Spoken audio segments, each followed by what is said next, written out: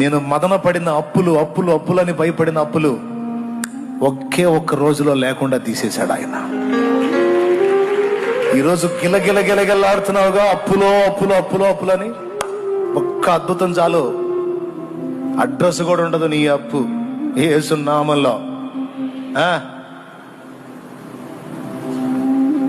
గందరగోళం కొంతమంది, నా వల్ల కాదన్నా నేను చెప్తున్నా, నేను చెప్పినట్టు దేవుని ముందు మోకాళ్ళు ఆయన చిత్తం గుర్తించి నీ మైండ్ దేవుని కొరకు ఆయన చిత్తం నెరవేర్చడం కోసం లగ్నం చెయ్యి.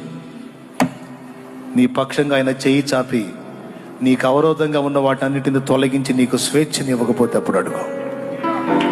నా అప్పులు తీర్చమని అడుగు. కానీ దేనికోసం అడుగుతావు తెలుసా?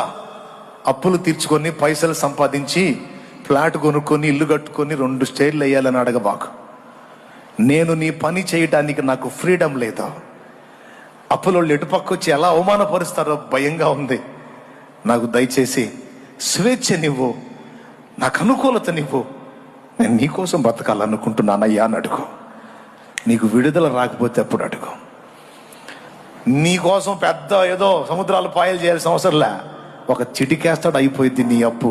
అది లక్షలు కావచ్చు, కోట్లు కావచ్చు, యేసు నామములో తుడిచిపెట్టుకుపోద్ది అంతు లేకుండా. నమ్మితే చెప్పు స్తోత్రం. నా ప్రయాస దీవించిన దేవుడు నిన్ను కూడా ఆశీర్వదించడానికి సిద్ధంగా ఉన్నాడు.